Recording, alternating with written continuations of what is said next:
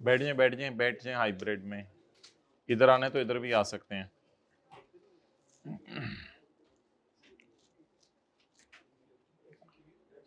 अच्छा जी,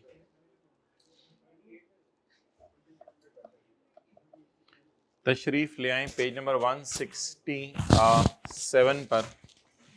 167 contract liabilities. ये जो पेज 167 पे लिखा हुआ है कॉन्ट्रैक्ट लायबिलिटीज, तो आपने इसकी एग्जांपल नहीं करनी क्योंकि वो सही नहीं दी हुई। आप बस यही करें जो आपको अभी मैं पढ़ा रहा हूं। कॉन्ट्रैक्ट लायबिलिटी की एंट्री दो दफा हो सकती है, यानी दो सिनेरियोज में हो सकती है। एक तो ऐसे एंट्री हो सकती है, कैश आ गया और अभी तक आपने चीजें डिलीवर नहीं की। पेज नंबर 167, कैश आ गया, आपने चीजें डिलीवर नहीं की, cash debit contract liability credit. और कब हो सकती है? क्रिएट, अभी जो सुबह सुबह पढ़ी थी, अनकंडीशनल राइट आपका बन गया लेकिन अभी तक आपने चीजें डिलीवर नहीं की। ये तो नए स्टैंडर्ड ने एंट्री बताई हुई है। तो कॉन्ट्रैक्ट लायबिलिटी की लिख लें, दो दफा एंट्री हो सकती है। इसके अलावा और कोई सिनेरियो ऐसा नहीं है जिसमें कॉन्ट्रैक्ट लायबिलिटी अराइज हो। रिवर्स तो होती है, अराइज हो।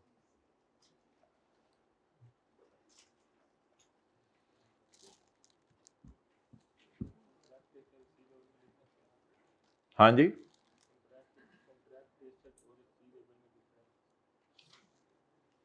जी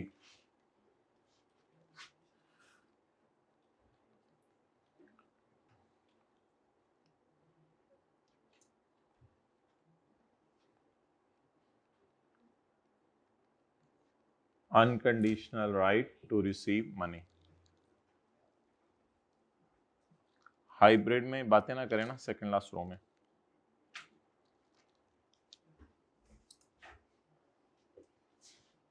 अच्छा जी, कॉन्ट्रैक्ट लायबिलिटी क्या होती है? दो बातें हैं, या आपके पास पैसे आ गए अभी तक आपने चीजें डिलीवर नहीं की, या पैसे लेने का हक बन गया और चीजें डिलीवर नहीं की। तो पढ़ें जी। A contract might require payment in advance. A contract might require payment in advance. Customer को हमने कहा पैसे एडवांस में दे दो। और allow seller a right to an amount of consideration that is unconditional. A contract might require a payment in advance or allow supplier a right to amount of consideration.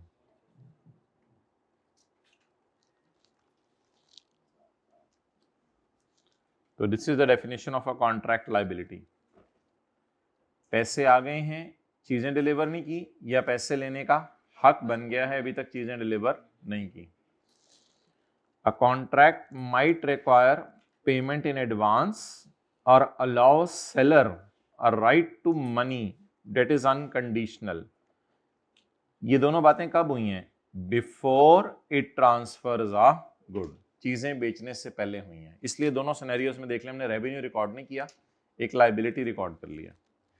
तो बोले चीजें बेचने से पहले अगर पैसे आ जाएं तो इसको भी कॉन्ट्रैक्ट लायबिलिटी कहते हैं। और चीजें बेचने का, पैसे आने का हक एस्टेब्लिश हो जाए और चीजें डिलीवर ना करें, इसको भी, चाहे पैसे आ जाएं या आने का हक बन जाए, दोनों सूरत में contract liability. In these cases, seller present the contract as a contract liability when the payment is made or when the payment is due, whichever is earlier. Normally cash he earlier आता है, या अगर कभी receivable earlier है cash बाद में, तो receivable पहले बुक कर लें। whichever is earlier कोई आपके लिए इतना इंपॉर्टेंट नहीं है। अच्छा, The contract liability is a supplier obligation to transfer goods. Contract liability होती है आपकी चीजें देने की अब जिम्मेदारी बढ़ गई है to a customer for which it has received consideration from customer or yet receivable, ताकि हमारी ऊपर वाली बात भी कवर हो जाए। जिसके लिए आपने पैसे ले लिए या पैसे लेने का हक बन गए।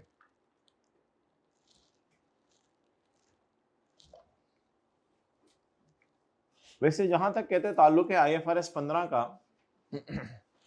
तो IFRS 15 इजाजत देते हैं कि ऑल्टरनेटिव डिस्क्रिप्शंस भी यूज कर सकते हैं इंस्टेड ऑफ कॉन्ट्रैक्ट एसेट और कॉन्ट्रैक्ट लायबिलिटी। इधर कॉन्ट्रैक्ट एसेट तो नहीं है, वो तो पिछले सफे पे है। कहते हैं कॉन्ट्रैक्ट एसेट और लायबिलिटी के लिए मुख्तलिफ अल्फाज भी यूज कर सकते हैं। मिसाल के तौर पे कॉन्ट्रैक्ट लायबिलिटी के लिए आप लफ्ज यूज कर सकते हैं एडवांस कस्टमर और अनअर्न्ड रेवेन्यू। कहते हैं कोई भी लफ्ज यूज कर सकते हैं, कोई मसला नहीं।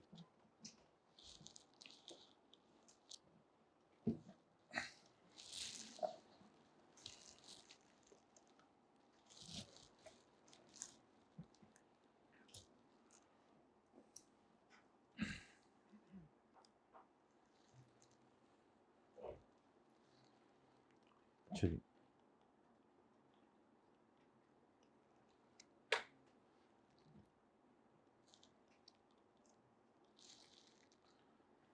इसकी एंट्रीज क्या मैंने आपको बताई थी। I sold printer on 1 January and unconditional right will be established on 10th January when quality is verified. When quality is verified. अब क्या एंट्री होंगी? 1 जनवरी को क्या एंट्री होगी और 10 जनवरी को क्या एंट्री होगी? अनकंडीशनल राइट कब एस्टेब्लिश होगा और रेवेन्यू कब रिकॉर्ड होगा? तो अनकंडीशनल राइट एस्टेब्लिश हुआ है 10 जनवरी को, तो इस दिन चीज तो बेच दी है, अब कैश क्यों नहीं डेबिट कर सकते? आया नहीं पैसे। कॉन्ट्रैक्ट लायबिलिटी क्यों नहीं डेबिट कर सकते? एडवांस पकड़ा नहीं। रिसीवेबल क्यों नहीं डेबिट कर सकते? रिसीवेबल तब एस्टेब्लिश होगा जब क्वालिटी चेक हो जाएगी।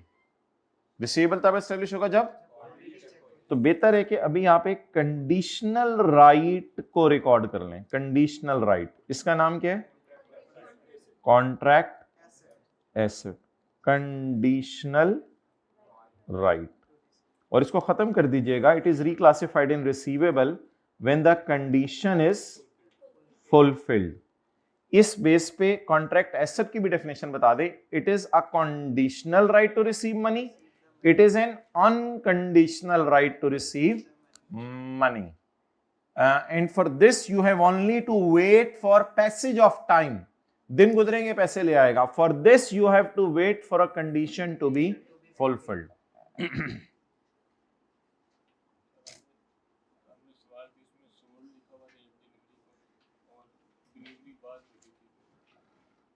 अगर किसी सवाल में लिखा है ना सोल्ड 1 जनवरी को, डिलीवरी 2 जनवरी को, तो सेल पे 2 जनवरी को बुक कीजिएगा, और सोल्ड फिर तो कॉन्ट्रैक्ट पे लाइन होगी।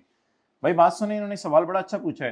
किसी सवाल में लिखा हो goods are sold on 1 January and delivered on 3 January, तो फिर वो 3 जनवरी को ही सेल बुक कीजिएगा, वो सोल्ड फिर कॉन्ट्रैक्ट के दिन होगा। सादा सादा से सवाल पूछते रहा करें, हाइब्रिड में भी लेट आने वाले लेट आ गए अब तो।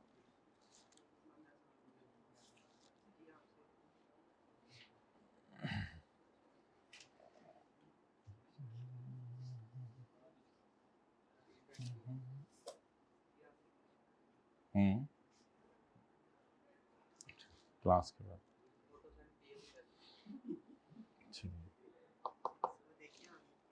हाँ जी। If I sell the goods, but there is a condition attached, then this right to receive money is conditional.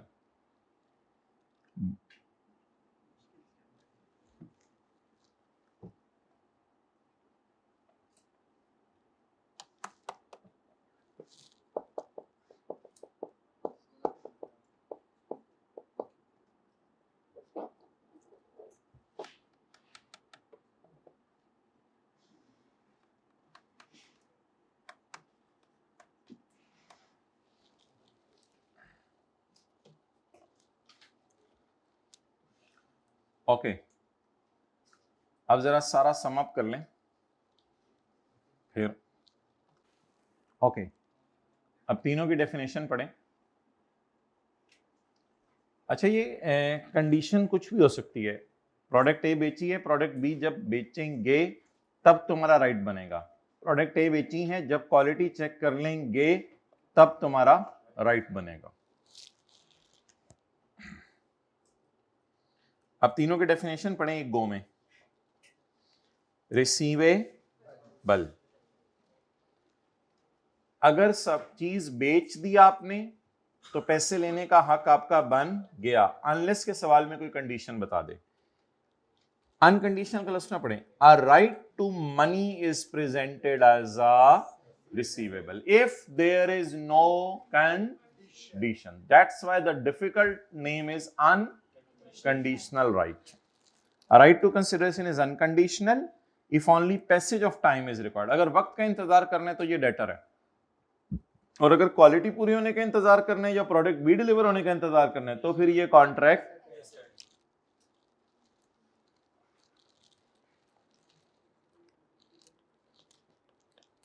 इस लाइन की कोई जरूरत नहीं जी। डेटर की डेफिनेशन बताएं।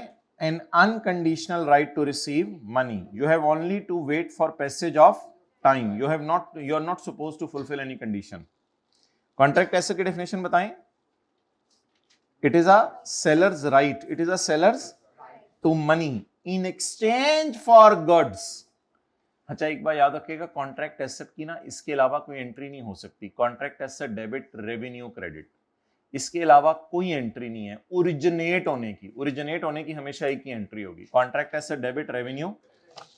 अ contract asset is a right to money for goods that it has, but right to money is conditional on may be quality, may be delivery of other product, and it is reclassified as receivable.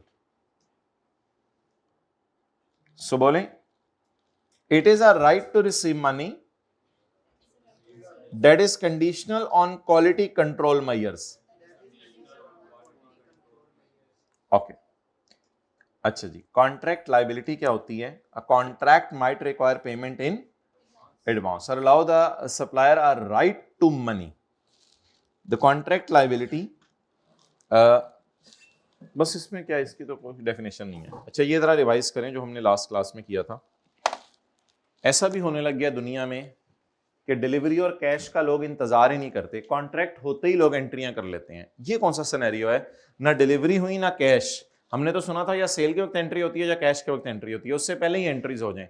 ये तब होता है जब seller buyer को कहता है I have a right to receive. Buyer बड़ा अमीर होता है, बायर बिलावल होता है मिसाल के तौर पे। सेलर बायर को कहता है I have a right to receive money even if no goods are delivered.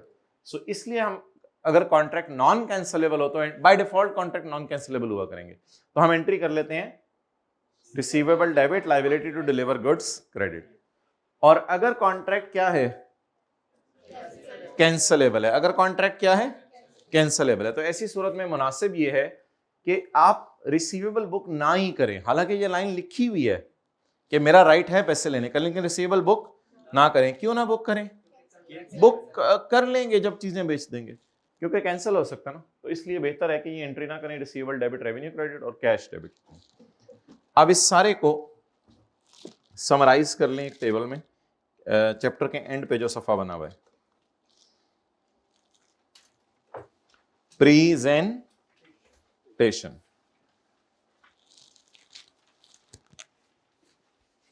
Presentation आज तो ये सफ़े आपको भेज ही देंगे इंशाल्लाह। अच्छा जी, अब्दुल्ला को कहें ये 3 रंगीन वाले सफ़े ज़रा मुझे भेजें व्हाट्सएप पे, IFRS 15 के आखिरी 3 सफ़े।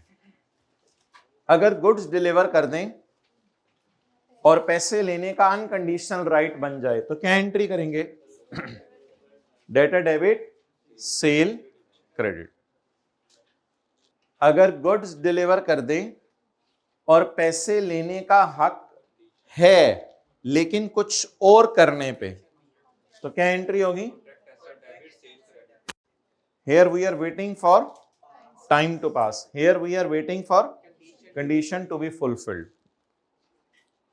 और अगर पैसे आ जाएं फर्स्ट, यानी पहले पैसे आ जाएं, तो एंट्री क्या होगी? Cash debit contract liability. अच्छा, चीजें बेचने पे क्या एंट्री होगी? अगर चीजें बेचते हुए हमने कोई कंडीशन नहीं लगाई तो क्या एंट्री होगी? Debtor debit sale credit. अगर चीज बेचते हुए कंडीशन लगाई है, पहले क्या बिकी हैं चीजें, और अगर पहले पैसे आ जाएं तो cash debit contract liability credit. अच्छा, ना पैसे आए ना चीजें बेचें, बट पैसे लेने का हक बन जाए। ये सिनेरियो भी पढ़ाया था अभी सुबह सुबह। ना पैसे दिए सर आसिफ ने, ना हमने गाड़ी बेची, उससे पहले ही पैसे लेने का हक बन गया। अब क्या करें? एंट्रीज। अगर कॉन्ट्रैक्ट क्या है? नॉन कैंसिलेबल, तो एंट्री करें receivable debit, receivable from Bilawal debit and contract liability. अच्छा, सर आसिफ ने पैसे भी नहीं दिए, होंडा ने गाड़ी भी नहीं बेची, और पैसे लेने का हक बन चुका है एज पर कॉन्ट्रैक्ट, लेकिन कॉन्ट्रैक्ट कैंसिल हो सकता है। क्या करें? कोई एंट्री भी नहीं करें। डन। ओके, आप बता दें रिसीवेबल की डेफिनेशन क्या है? रिसीवेबल की definition, it is an unconditional right to receive money, you have only to wait for passage of time. It is a conditional right to receive money when the goods are delivered. A contract liability, it is a supplier obligation to deliver the goods when he has received the cash or right to receive the cash is established. ये दो entries की है ना अभी contract liability में। Contract liability में मैं ऐसे ऊपर एरो लगा के दो एंट्रीज करवाई थी, cash debit contract liability credit, receivable debit contract liability credit.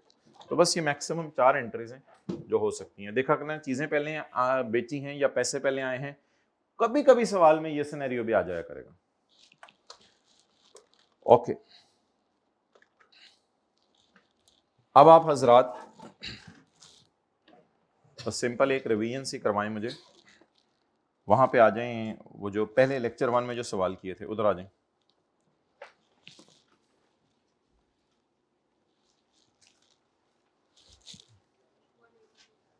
One 82। अच्छा, एक सफा आप रख लें,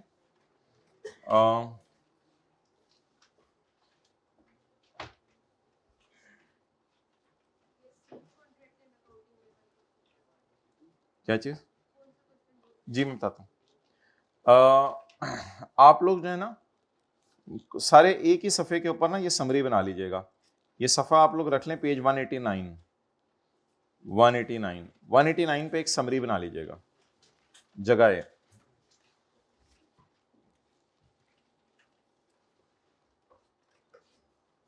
अच्छा जी, 2 तरह के सवाल अभी तक हम कर चुके हैं। एक हैं क्रेडिट सेल के, एक से सवाल है क्रेडिट सेल के।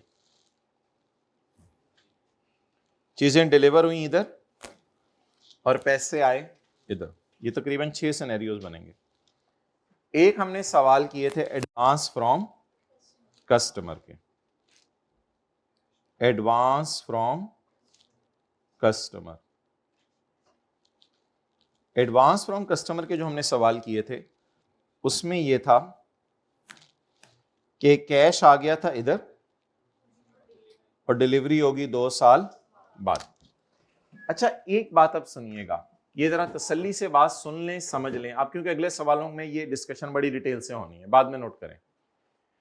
एक बात तसल्ली से समझ लें कि सवाल में कभी भी आपको प्रेजेंट वैल्यू या फ्यूचर वैल्यू नहीं देगा। सवाल में हमेशा आपको कहेगा I have sold the car for 30 million. वो 30 मिलियन इस डेट का होगा, वो 30 मिलियन ये वाला होगा, ये वाला होगा।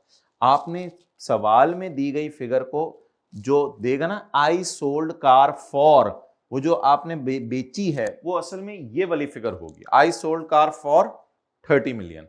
तो आपने रूल बनाने कैश वाली फिगर को उठा के सेल वाली डेट पर लाना है, तो क्या निकालना पड़ेगा? Present value. अच्छा, और अगर लिखा हुआ I sold the car for 70 million, तो बस ये फिगर है 70 मिलियन, लेकिन फिर 70 मिलियन को लेके फ्यूचर वैल्यू पे जाना पड़ेगा। तो इन सारे 6 सिनेरियोज को लिखने के बाद एंड पे हम लिखेंगे कैश वाली फिगर को उठा के किस फिगर पे लेके जाया करने, सेल वाली फिगर पे। अच्छा जरा तसल्ली से एंट्रीज बता दें, चीजें बेच दी हैं, पैसे नहीं आए, debtor debit sale credit, debtor debit interest income credit, debtor debit interest income credit, cash debit debtor credit, cash debit contract liability credit, interest debit, क्योंकि लाइबिलिटी है, लाइबिलिटीज में इंटरेस्ट एक्सपेंस होता है, interest expense debit contract liability credit, interest expense debit contract liability credit, contract liability debit sale credit. लेकिन इस सवाल में आपको एक छोटा सा काम करना पड़ेगा, वर्किंग नंबर इस सवाल में आपको करनी पड़ेगी 1.1। इस सवाल में आपको वर्किंग 1.1 करनी पड़ेगी। 1.1 का मकसद ये होगा कि इस वर्किंग में ना खुद ही वो सेल जब पहली लाइन में आती है, अभी आज भी सवाल किया था, सेल पहली लाइन में आती है, वो खुद ही पीवी निकल आती है। इस सवाल में सेल आपको साइड पे निकाल के रखनी पड़ती है, इसलिए इस सवाल में हम वर्किंग 1 तो किया करेंगे, वर्किंग 1.1 भी किया करेंगे। जरा तसल्ली से पहले देख लें सवाल कौन से हैं, फिर उसके बाद जो है वो आप इसको नोट कर लीजिएगा। अच्छा जी, हमने सवाल किया था मिसाल के तौर पे क्लास में पहला question number 4, question number 4, on यकम January Toyota sold car to customer. तो यकम जनवरी को कार डिलीवर हो गई, 6 million would be paid after 2 years. 6 million कितने सालों बाद पे होना है, तो 6 मिलियन फ्यूचर में आप पढ़ा हुआ है, तो उसको उठा के प्रेजेंट में लाएंगे, उसको उठा के प्रेजेंट में लाएंगे। तो ये सवाल था क्रेडिट सेल का, तो इधर सेल की पीवी खुद ही निकल आती है, तो वर्किंग 1.1 की जरूरत नहीं है। ये हमने क्वेश्चन 4 भी किया था, 5 भी किया था, 6 भी किया था। ओके, लेकिन फिर हमने क्वेश्चन नंबर 12 एक दिन किया था, क्वेश्चन नंबर 12, उसमें ये था cash is received today however goods will be delivered 2 years late. तो फिर कैश वाली फिगर को उठाकर यहां पे लेके गए थे, इसलिए एक वर्किंग 1.1 करनी पड़ी थी, इसको हम वर्किंग 1.1 कह रहे हैं, जिसमें क्या निकाल ली थी, पहले सेल निकाल ली थी। ये था क्वेश्चन नंबर 12 जी। बता दें भाई इसका क्वेश्चन कौन सा किया था, 3, क्वेश्चन 4, 5 क्वेश्चन किया था, 6 भी लिख सकते हैं। पेज नंबर 4 और 5 का बता दें बस, पेज 182 एंड 183। इसका क्वेश्चन 12, पेज नंबर 191। चलें जी, नोट कर लें। इस टॉपिक की हेडिंग है सिग्निफिकेंट फाइनेंसिंग कंपोनेंट, और ये हमारा स्टेप कौन सा है, डिटरमिनिंग ट्रांजैक्शन प्राइस। ये स्टेप 3 है।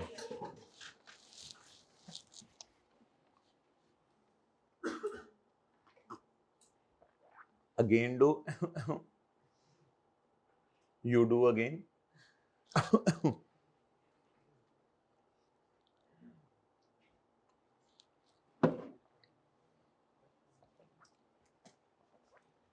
टाइम जाया करते करते हमें 25 मिनट हो गए हैं।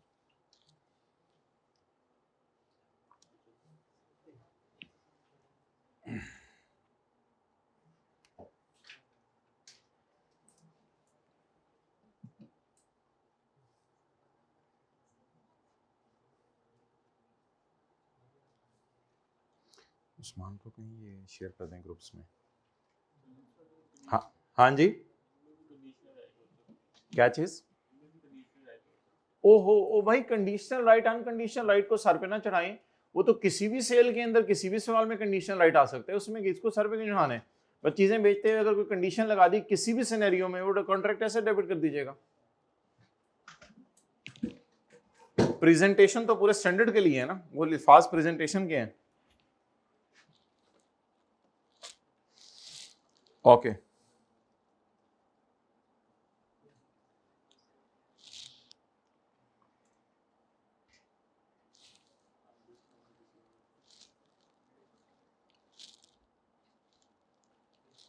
क्वेश्चन नंबर 9 निकाल लें इसी पे, फिर मैं दिखाता हूं उसको क्लासिफाई कहां करना है। Question number 9, question number 9 my dear, बाद में नोट कर लेना, कोई नहीं, वो मैं खोल दूंगा दोबारा। मोहतरम जरा तसल्ली से अब ये सवाल समझना है, डिलीवरी डेट जरूर देखनी है। डिलीवरी डेट आज है या 2 साल बाद है? An entity enters into a contract with a customer to sell an asset. Control of the asset will be transferred after 2 years. Control of the asset will be transferred after 2 years. जी बताएं, delivery कब होगी? 2 साल बाद. And the performance obligation will be satisfied at a point in time. Point in time का मतलब है वो चीज़ ऐसी है कि बस वो 2 साल हम बनाएंगे उसके लिए और उसको एक दिन जाके दे देंगे। जैसे मैंने आपको कहा था आपके वालिद साहब सरासिफ के लिए घर अपने इलाके में बनाएं किसी प्लाजे के अंदर, तो ये delivery at a point in time है, ओवर टाइम। 2 साल में आहिस्ता आहिस्ता कोई चीज़ नहीं देनी, एकदम जाके हमने उनको चीज़ देनी है। That is a PO is satisfied at a point in time, and when that point in time will come? That point in time will come after 2 years. The contract includes 2 payment options. Oh, तेरी खैर. The contract contain 2 payment options. Contract तो यही है ना, delivery. Payment options 2 है ना, delivery का तो बारे में नहीं कह रहा। हा पेमेंट ऑप्शंस 2 है ना, डिलीवरी के बारे में तो कुछ नहीं कह रहा। डिलीवरी तो the contract has 2 payment options.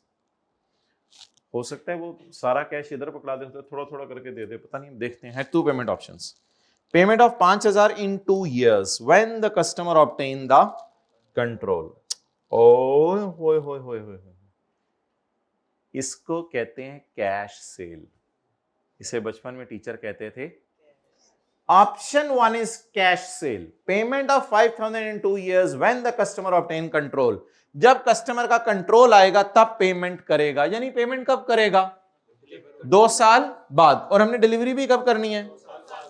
इसकी क्या एंट्रीज होंगी? इधर कोई एंट्री नहीं होगी, इधर कोई एंट्री नहीं होगी, इधर एंट्री होगी cash debit sale credit.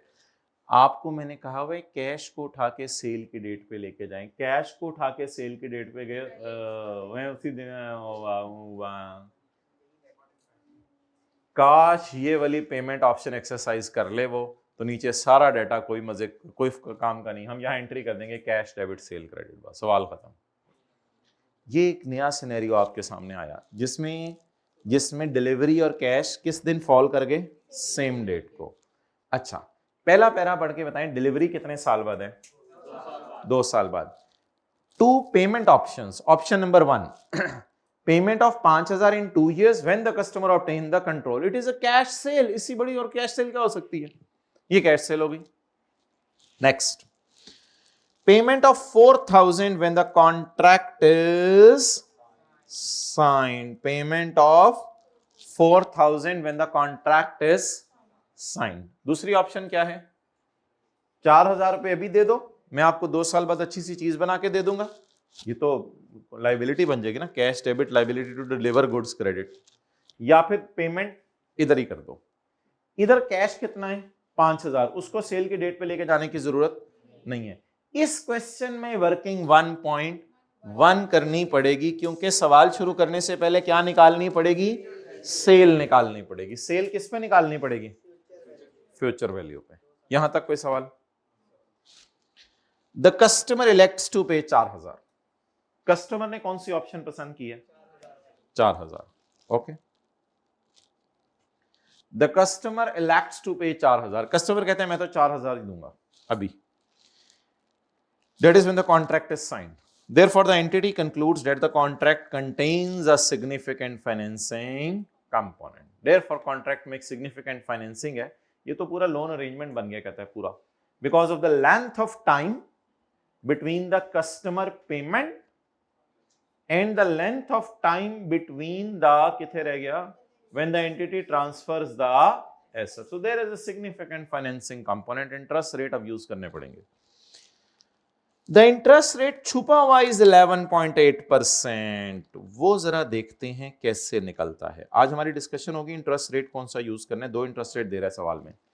Interest rate छुपा हुआ इन द ट्रांजेक्शन इज 11.8%। अच्छा जी, आज मैं अगर किसी को 4,000 रुपए देता हूं, 4,000 रुपए देता हूं, तो पहले साल के एंड पे उससे कुछ भी नहीं लेता, अगले साल के एंड पर उसने ना कैश सेल प्राइस इस सवाल में दे दी है, वो 5,000 है। अगले साल के एंड पर अगर मैं 5,000 वाली चीज उससे लूं, 5,000 असल में 2 साल बाद की फेयर वैल्यू है, and I am dead sure वो फेयर वैल्यू ही है उस दिन की, क्योंकि वो कैश सेल है। आपको पहले फील हुआ था ऑप्शन 1 इज कैश सेल, तो option 1 was a cash cell. तो फिर मुझे कितने 4,000 रुपए दिए, तो कितने वाली चीज आएगी मेरे पास? 5,000 is equal to IRR, internal rate of return मुझे इस डेटे का दे दो। वो कहते हैं इस डेटे का रेट है इंटरनल 11.8%। द इंटरेस्ट रेट छुपा हुआ in the transaction is 11.8। IFRS 15 मना करता है, कहता है आपने जो है वो इम्प्लिसिट रेट यूज नहीं करना। ये स्टैंडर्ड में कहीं लिखा नहीं हुआ, ICAP को किताब में अपनी बताना चाहिए था। तो ये कहता है, स्टैंडर्ड कहता है इम्प्लिसिट रेट आपने नहीं यूज करना, which is the interest rate necessary to make the two payment options economically equivalent। अब दोनों पेमेंट ऑप्शंस इकोनॉमिकली इक्विवेलेंट हो गई हैं। कैसे? 4,000 आज दूं तो 2 साल बाद कितने वाली चीज मिल जाएगी? 5,000 वाली चीज मिल जाएगी।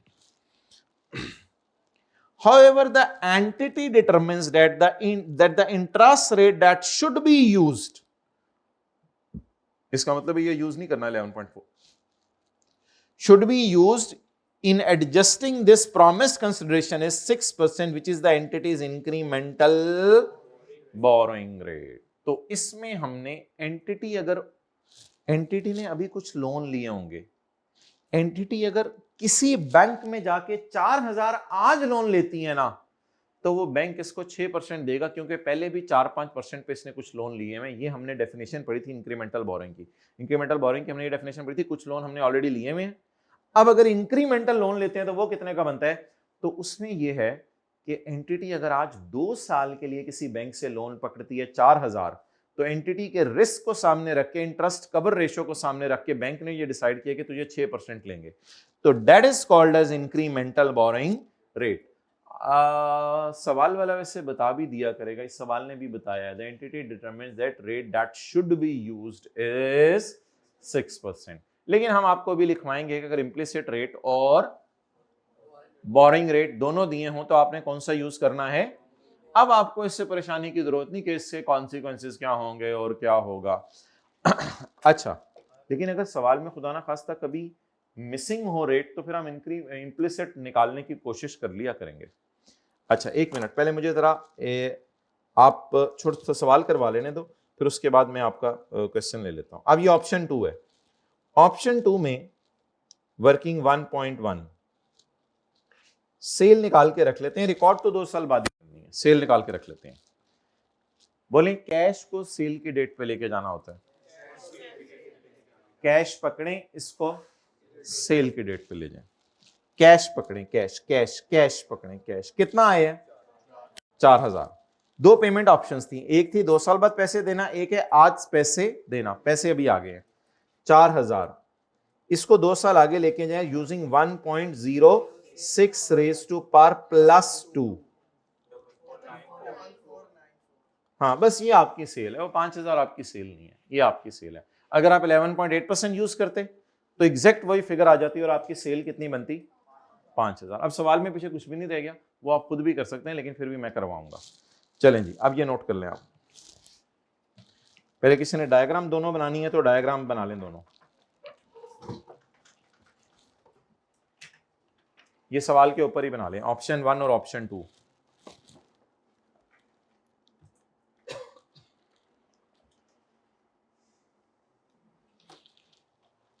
अच्छा, फेयर वैल्यू क्या है वैसे चीज की 2 साल बाद? फेयर वैल्यू आपको पता है कैश सेल प्राइस होती है, तो कैश पे तो वो 5,000 की बेच रहे फिर 2 साल बाद, तो that is sort of fair value.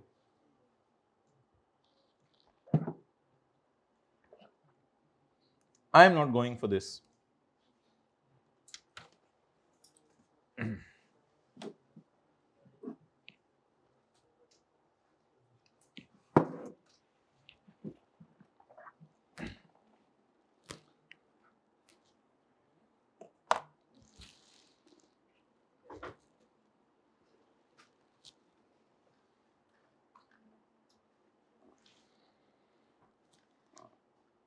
Usman को कहीं बोल।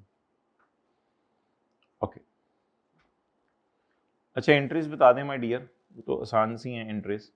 वर्किंग नंबर 1 खोल के, डेट,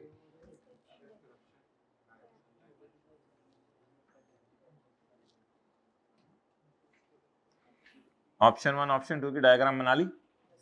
अच्छा, अगर डायग्राम बना लिया तो ऑप्शन 2 की डायग्राम खुली छोड़ के मुझे बताएं कैश को किस डेट पे लेके जाना है? डिलीवरी की डेट पे। कैश को किसकी डेट पे लेके जाना है?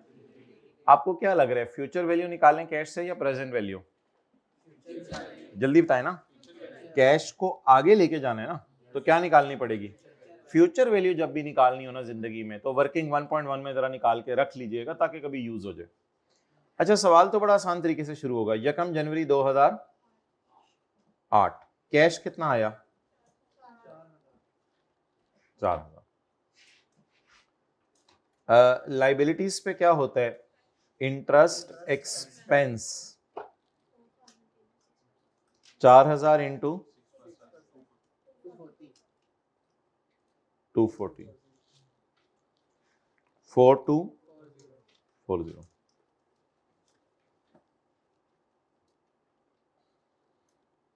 इकतीस 12/9। अगले साल भी आपने उसका उधार इस्तेमाल किया है, उसे चीज नहीं दी, ये देख लें। अगले साल भी आपने उधार इस्तेमाल किया, उसे चीज नहीं दी। उधार ही पकड़ा हुआ है ना, और क्या उधार ही पकड़ा हुआ है जी। 4240 254। अच्छा, इंटरेस्ट एक्सपेंस, आई से मुराद इंटरेस्ट एक्सपेंस। ओके, अब माय डियर सेल रिकॉर्ड करने का पेमेंट कहां से ना, पेमेंट तो होगी ना, एक ही दफा पेमेंट होनी थी 4,000 की। अब सेल रिकॉर्ड करने का टाइम आ गया है, सेल रिकॉर्ड करें। 31 बार रेवेन्यू वो बना के रखा हुआ है आपने 1.1। अब जिन्होंने ये सवाल किए हुए हैं उनको पता है कैरी डाउन 0 आ जाता था।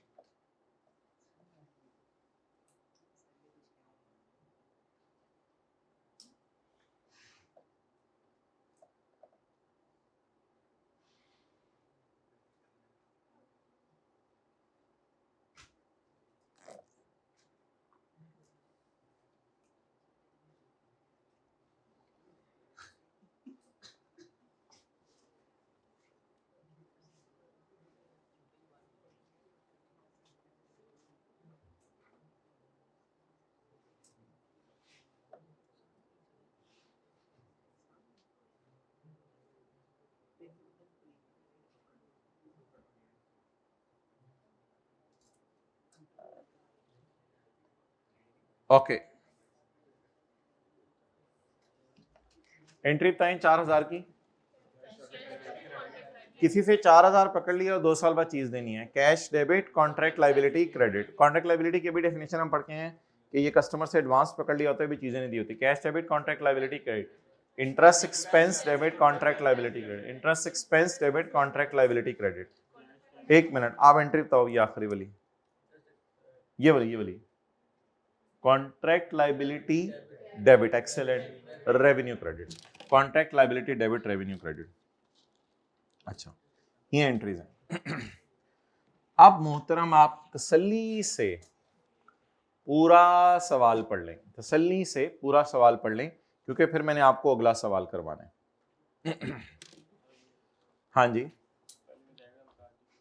पहली वाली डायग्राम क्यों काटी है मैं अभी बता देता हूँ, ठीक है कोई नहीं। पहली वाली डायग्राम क्यों काटी है?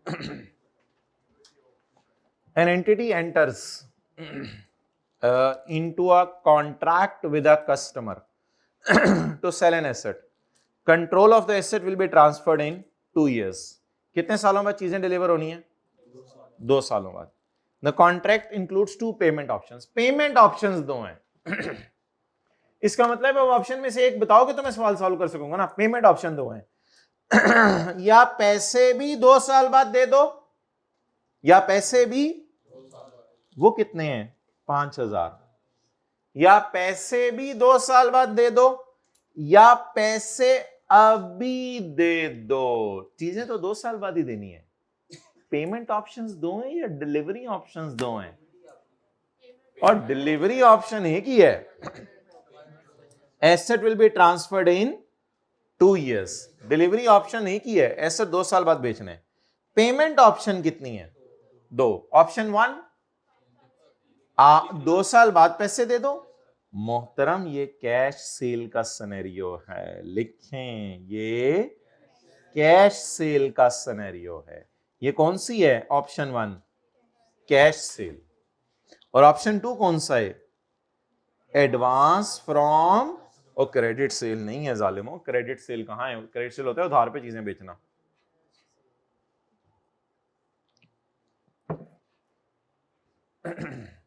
अच्छा ये कैश सेल क्यों है? आपने दोस्त को फोन किया, मैं तेरी दुकान पे 2 साल बाद बिस्किट लेने आऊंगा। उसने कहा ठीक है पैसे लेके आए। 2 साल बाद, 2 साल बाद आप गए, आपने पैसे दिए, बिस्किट ले लिया। What is this? Cash cell. लेकिन अगर आपने दुकान पे बिस्किट लेने हैं और अभी पैसे दे दिए तो वो तो बिस्किटा बनाएगा फिर 2 साल में आपके लिए, तो फिर आप अभी पैसे दे दें। Customer elects to pay 4,000। Customer ने कहा ना मैं अभी पैसे दूंगा। अच्छा अब ये अगली अंग्रेजियां पढ़नी है भाई अकरम, ऐसे हाथ ऊपर करने से नहीं सीए होता। अंग्रेजियां गड़ाइयां ले रहे हैं इधर। Entity concludes that contract contains अच्छी खासी फाइनेंसिंग, 2 साल का लोन है बीच में, because of the length of time between the customer pays and when the entity transfer। ये लाइन मैंने आपको थ्योरी के सवाल में लिखवाई थी एक दफा, ये लिख के आया करें इन सवालों में। There is a significant financing component because of length of time between delivery and payment. The interest rate छुपा हुआ इज 11.8। ये कैसे उसने निकाला है? ये मैंने आपको बता दिया, ये उसने कैसे निकाला है। आज पैसे दूं तो कितने देने हैं? 2 साल बाद अगर कैश पे खरीदूं तो कितने? 5,000। इसको मैंने फिर डिस्काउंट करके आपको बताया। इंप्लिसिट रेट कितना है? 11 पॉइंट। लेकिन एंटिटी ने क्या डिसाइड किया मैंने कौन सा रेट यूज करना है? इंक्रीमेंटल। अब इस सवाल में मैंने 5,000 को इग्नोर क्यों किया है? 5,000 वाली लाइन मैंने इसलिए इग्नोर की है कि सवाल में लिखा हुआ था कस्टमर इलेक्ट्स टू पे, और रेट मैंने इंप्लिसिट क्यों नहीं लिया और इंक्रीमेंटल क्यों लिया है? क्योंकि मैंने आपको बताया कि यहां पे कौन सा लेते हैं? Incremental borrowing. उसके बाद सवाल आराम से कर लिया हमने। अच्छा अब आप हजरात क्वेश्चन नंबर 8 जरा पढ़ें, जरा सा पढ़िएगा, जरा सा है ही जरा सा।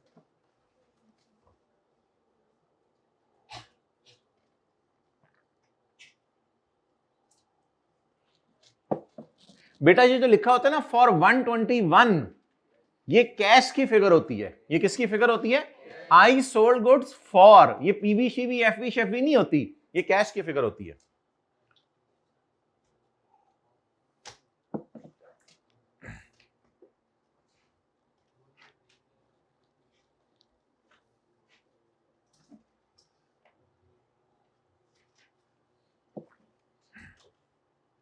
डायग्राम बना लें जरा ऊपर।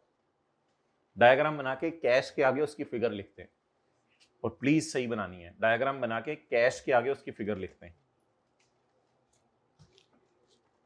जी माय डियर, डिलीवरी सॉरी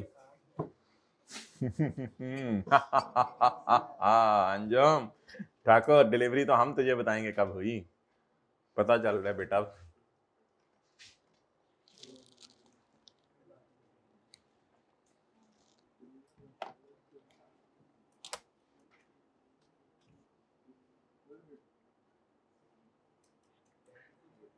अच्छा भाई पूछ रहे हैं डिलीवरी, मैं एंटिटी हूं, मैं एक फिक्रा बोलता हूं, I sell a marker debt is payable after 24 months. इस लाइन से बताएं डिलीवरी कब हुई। I sell a marker debt is payable after 24 month, पैसे 24 महीने बाद दे देना। I sell a marker debt is payable after 24 month, आज डिलीवरी हुई ना, मुझे तो यही मतलब समझ आ रहा है।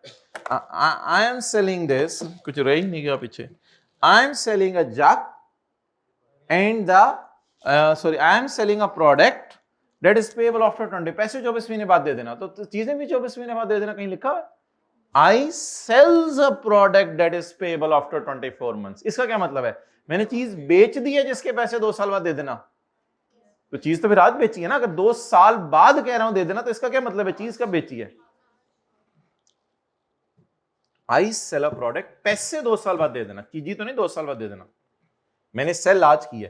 ये देखो अगले को आप क्यों कहते हो पैसे 2 साल बाद दे देना, बाद का मतलब है आफ्टर लिखा हुआ है ना, आफ्टर 2 साल बाद दे देना, तो फिर अभी क्या दिया है, फिर तुमने चीज बेची। अच्छा जी, कैश तो 121 है,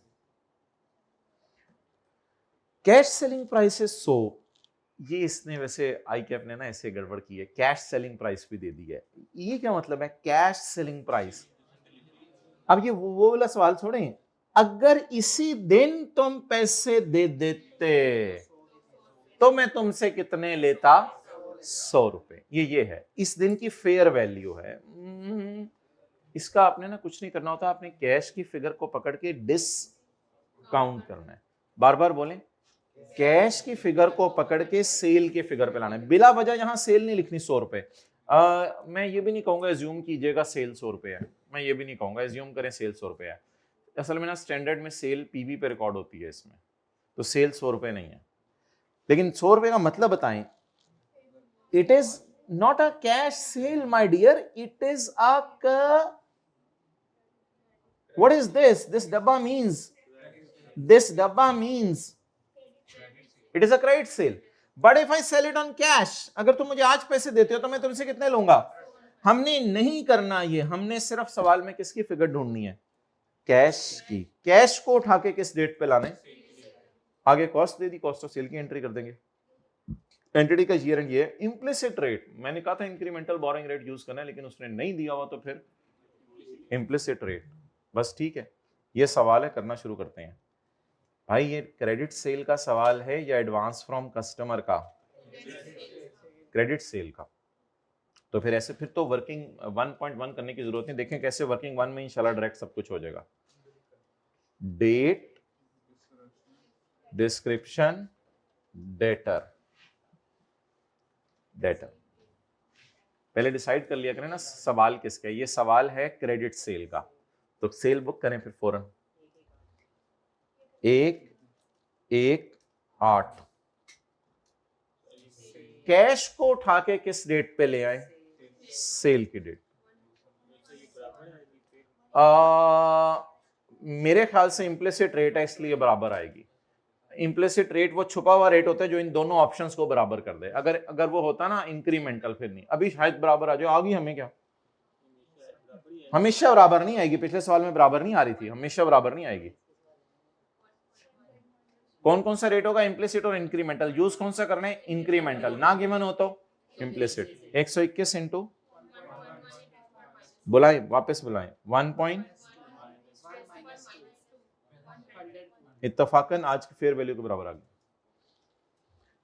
आगे तो कुछ भी नहीं है अब, 31/12/8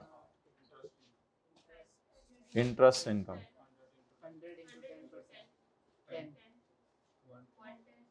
ये आप लोग करूं तो नहीं कट के लिए आए, अच्छा अभी कर रहे हैं, इतनी तेजी से करूं कट के लिए आ सकता है बंदा, 110 इंटू 10%, अब पैसे ले लें उससे, पैसे दो दे दो ना, पैसे दो, बड़ा भयानक था 100 से नहीं खेलना, 100 उसने ऐसे ही गिवन किया हुआ था।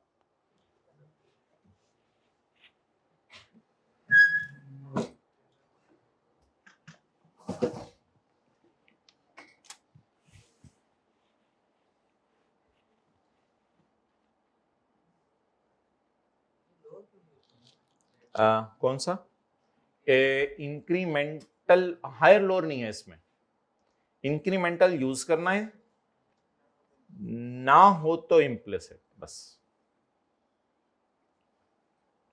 ये मंडे को इंशाल्लाह जो फ्रेश क्लास होगी उसमें लिखा हुआ भी दिखा देंगे आपको। अच्छा,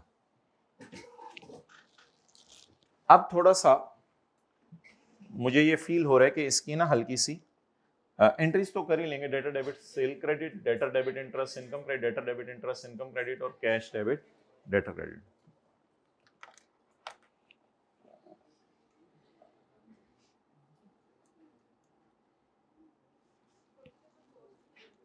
क्वेश्चन में कॉस्ट भी दी हुई है, cost of sale debit inventory credit तब एंट्री कीजिएगा जो जब सेल रिकॉर्ड करें हो, तो साथ ही cost of sale debit inventory credit.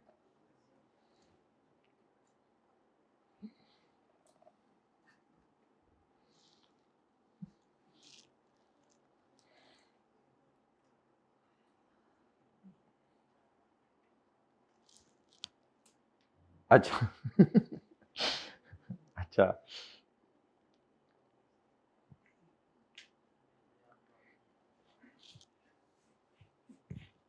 अब उस पेज पे आ जाएं जी। तीसरा सिनेरियो कौन सा है, कैश सेल, कैश सेल या credit sale, cash cell. Cash cell का इंशाल्लाह सवाल नहीं आएगा आपको, और अभी भी हमने कैश सेल का एक भी सवाल नहीं किया।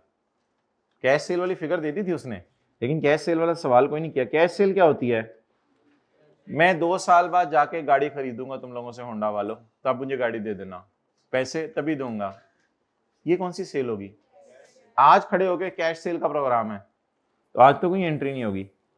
अच्छा, अगर अगला बंदा चीजें भी इस दिन बेचे और आप पैसे भी इस दिन दें, तो what is this called as, अब कैश को उठा के सेल की डेट पे लाने हैं, या अगर कैश गिवन हुआ तो वही बस कैश होगा, वही कैश होगा, cash debit sale credit entry हो जाएगी इसकी।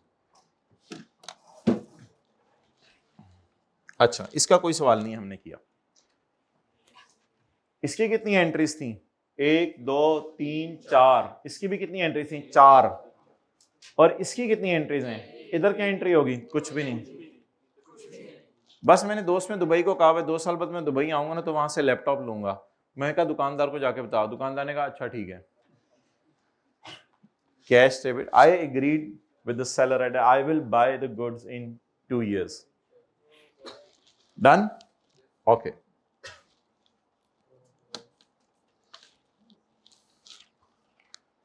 अब मोहतरम एक खूबसूरत सा कॉन्सेप्ट आप मुझे करवा दें एडवांस फ्रॉम कस्टमर का।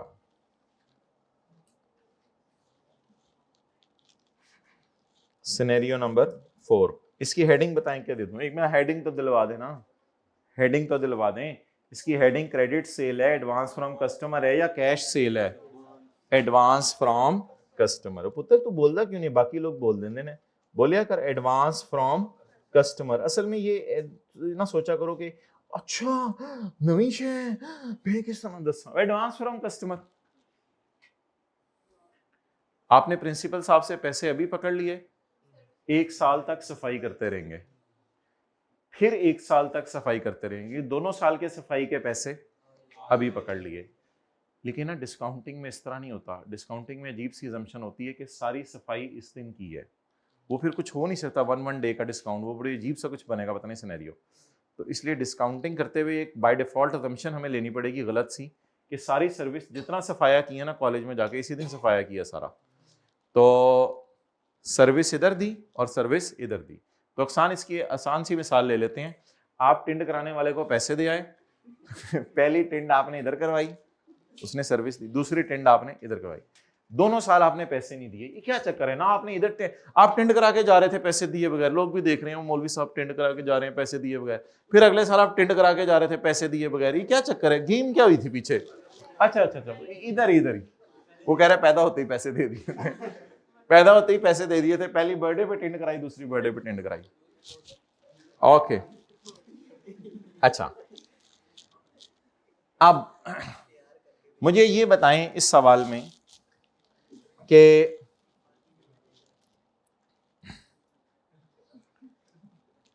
एंटिटी received ₹700 on यकम जनवरी 2011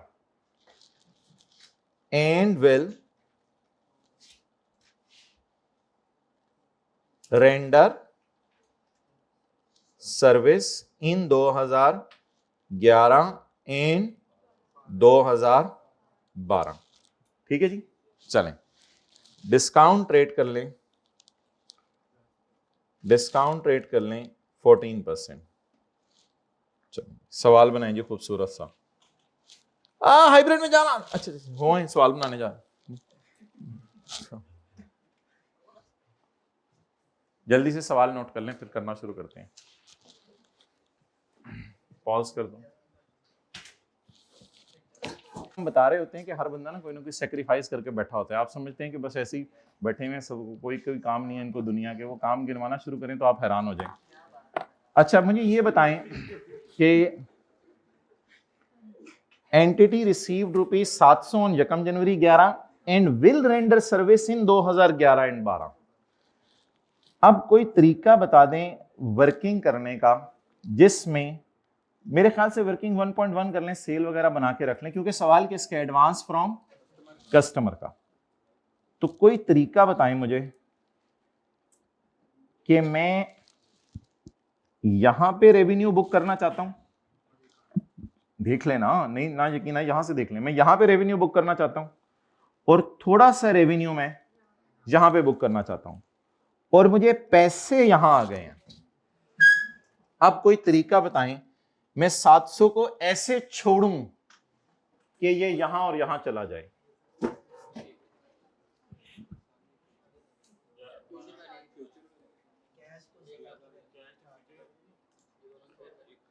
अच्छा बहुत से तरीके भाई हो सकते हैं, आप लोग जैसे मर्जी कर लीजिएगा, मुझे उससे कंसर्न नहीं। मैं इसको लीज समझ रहा हूं, ये रेंटल है, ये रेंटल है, ये पीवी गिवन है। अब उसको जो मर्जी नाम दे दें, डिस्काउंटिंग के तरीके हैं। लीज में क्या होता था, इक्वल रेंटल अवेलेबल होते थे, इक्वल रेंटल अवेलेबल होते थे, इधर रेंट अवेलेबल होता था, इधर रेंट अवेलेबल होता था। हम उनको एनओटी का फॉर्मूला लगा के पीछे बुला लेते थे। तो मैं उस तरह की कैलकुलेशन कर देता हूं। अगर आपके जहन में कोई और मेथोडोलॉजी है, नो प्रॉब्लम एट ऑल, लेकिन खुदा के लिए ये ब्लेंडर ना मारिएगा 350, 350। ये नहीं है कि 700 रुपए मुझे आ गए हैं तो मैं 350 की सेल बुक कर लूं इधर और 350 की सेल बुक कर लूं इधर। अगर इस तरह कर लिया तो फिर एंट्रीज क्या होंगी, एंट्रीज बड़ी अजीब सी होंगी। Cash debit, contract liability credit, contract liability debit, revenue credit, contract liability debit, revenue credit. फिर 12-14% ने कहने मैं अनुराध होकर जा रहा हूं, मैं फिर जा रहा हूं। इस तरह तो नहीं हो सकता ना। तो आप बताएं 350 की पीवी 700 बन रही है। So how it should be done? You may give me any suggestion. आप मुझे सजेशन दे दें ये कैसे है।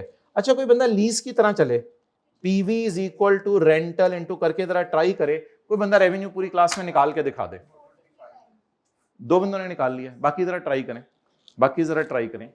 पुत्र है किहड़े पिंडू आए ने दोवें, ਤੁਹਾਡੀ तरह ਦੇ इंसान ने, ट्राई करो तुसी भी।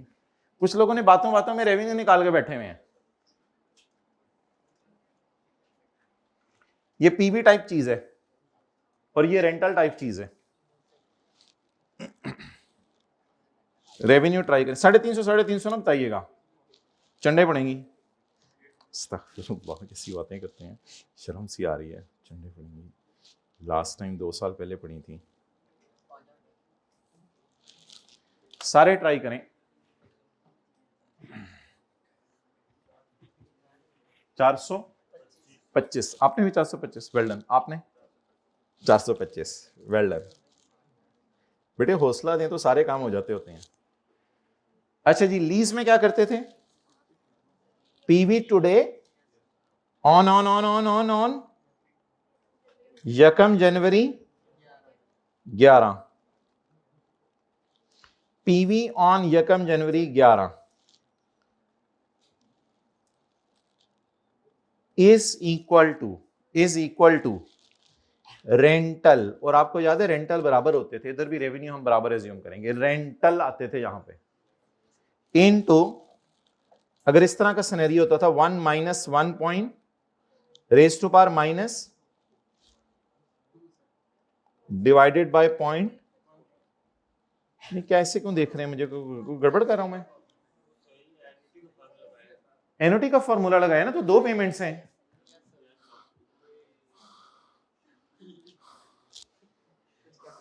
कि 2 पेमेंट्स नहीं है, मतलब मैं इसी तरह नहीं करता होता था, इसी तरह करते होते थे ना, इधर थोड़ा सा रेंटल इधर आता था, थोड़ा सा रेंटल इधर आता था, यही नहीं होता था।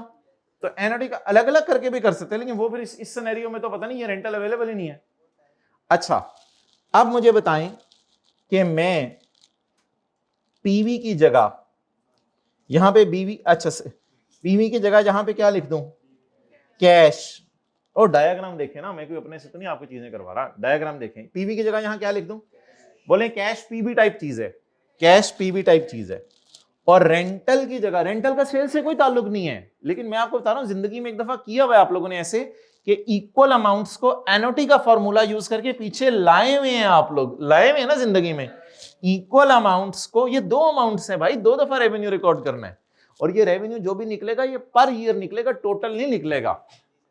अच्छा, is equal to rental per annum होता था, रेंटल याद है पर एनम होता था, तो सेल पर एनम ये 1 साल की निकलेगी, इसलिए लिख रहा हूं per annum, multiplied by 1 minus 1 point, मुझे तो इसी तरह कुछ लग रहा है शायद। आप बता दें sale, sorry cash X, but X per annum निकलेगा 1 माइनस